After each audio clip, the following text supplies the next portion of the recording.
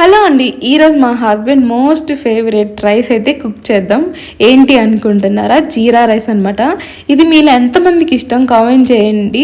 మా ఇంట్లో అయితే వీక్లీ వన్స్ లేదా ట్వైస్ అయితే ఈ రైస్ చేస్తాను. ఎందుకంటే ఏ మసాలా కర్రీ చేసినా ఖచ్చితంగా ఈ జీరా రైస్ అయితే ఉండాలన్నమాట. మంచిగా ఉంటుంది, నోటికి టేస్టీగా అనిపిస్తుంది. సో రెస్టారెంట్లో అయితే పోపు పెట్టి ఉడికించిన రైస్ని వేస్తారు కదా. సో అలాగంటే మాకు రెస్టారెంట్ కంటే ఇంట్లోనే ఇలా చేసుకోవడం చాలా ఇష్టం అనమాట. చాలా బాగా నచ్చింది మాకు ఇలా చేసుకున్న తర్వాత.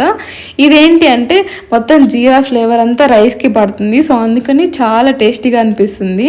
సో ఇది చాలా సింపుల్ రెసిపీ, ఈజీగా చేసేసుకోవచ్చు. ఫస్ట్ అయితే రైస్ కడిగి వాటర్ పోసుకొని పక్కన పెట్టేసుకొని బాండి తీసుకొని ఆయిల్ అలాగే కొంచెం గీ వేసి మన బిర్యానీ స్పైసెస్ ఉంటాయి కదా, చెక్క లవంగ యాలకులు, మీ దగ్గర ఏమి ఉంటాయి వేసుకోండి, బిర్యానీ ఆకు. తర్వాత పచ్చిమిర్చి వేసి అవి వేగిన తర్వాత ఎక్కువ జీరా వేసుకోవాలన్నమాట. సో జీరా ఎంత ఎక్కువ ఉంటే అంత మంచి ఫ్లేవర్ వస్తుంది. జీరా వేసుకొని అలాగే కొత్తిమీర కూడా వేసేసుకొని ఇంకా మనం కడిగి పెట్టుకున్న రైస్లో కలిపి మధ్యలో ఒకసారి మిక్స్ చేస్తూ ఉంటే మనకి సింపుల్గా జీరా రైస్ అయితే రెడీ అయిపోతుంది అనమాట.